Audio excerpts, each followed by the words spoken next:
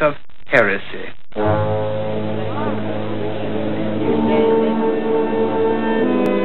We believe in the sovereign majesty of our Lord. There is nothing heretical in that.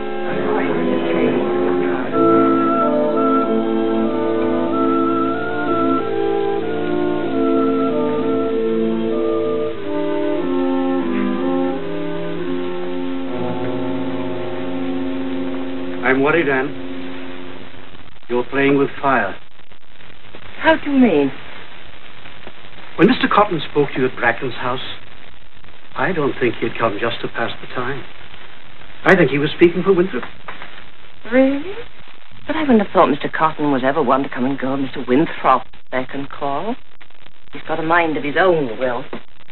That's why I liked him. And you're being naive about this. I don't say for a moment that Mr. Winthrop sent Cotton to speak to you. But don't you see that they may be of a like mind in this matter? But he's a fair man. He spoke fairly. And I cannot believe him devious. He may not be at all devious. But he may understand the needs of the community better than you do. Well, I speak as my conscience moves me. They're my opinions, and I must come out with them. And so many of our community are responding to them. Ah, that's the danger for Winthrop. Now, while you're holding your discussions and by doing what you've done tonight, pushing Mr. Wheelwright into giving rival sermons, you may be forcing the governor's hand. You may be creating an effective opposition. And, husband, we must be more effective, that's all. You see, the mere thought of combat sets your blood racing. As for me, I'm a practical merchant. I have no heart for theology, and still less for squabbles. I want a quiet life, a healthy family, and a good farm.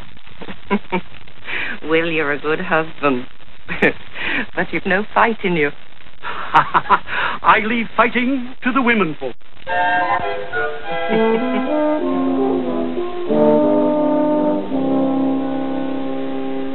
Governor Winthrop, I protest. Do we have to use spies? Did we have to stoop to such methods to keep this house of God in order? It was hardly spying, Mr. Cotton. Just because a member of Mrs. Hutchinson's group realizes what he stumbled across and decides to clear his conscience. I feel like Judas. You shouldn't castigate yourself, Mr. Crenshaw. You did what you thought was right in coming to us, and it was right. Do you think that we would act upon your information if we thought that you were a Judas?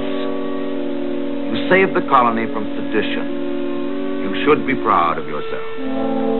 We are all in your debt, Mr. Crenshaw. Through your prompt and loyal action, we were able to remove Wheelwright before he did too much damage.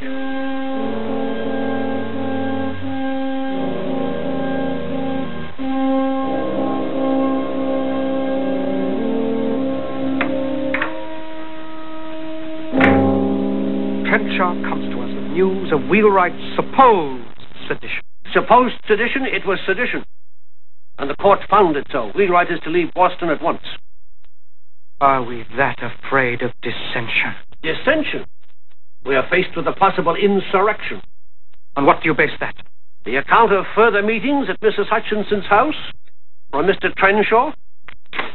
Now he sneaks in here with a packet of scribbled notes, which may be wholly inaccurate, or even invented. That is an accusation against one of your fellow men, Mr. Cotton. Are you prepared to substantiate it? I withdraw it.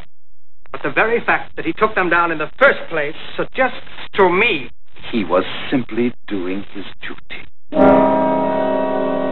Spies can always be said to be simply doing their duty. There are 1,000 justifications for spying and betrayal, and duty is the grandest justification of all. It's too easy. You can say duty over and over to yourself, and you can make it cover up anything furtive you wish. Mr. Cotton, I repeat, we are faced with a possible insurrection. Not by Mrs. Hutchinson alone, but by those who gather around her. Wheelwright's act of rebellion was the first indication of it. Mr. Crenshaw considered it his duty to report to us. Has he not a conscience, too? I understand your position, but I hate to see underhand methods used at any time. And in this case, they are being used to prevent only what might happen. Expediency dare not go this far. Who knows what methods expediency might justify next? The clergy and the governor will draw the line. Will you draw it hard and fast, Mr. Wilson? Or will it be a line that can be rubbed out and drawn again when expediency demands? When some new possible emergency arises? Answer me that! We will give Mrs. Hutchinson every opportunity. Your caution to her does not seem to have deterred her from stirring up the community. Mr. Wilson will speak to her this time. Take Mr. Ward with you. She must be stopped now.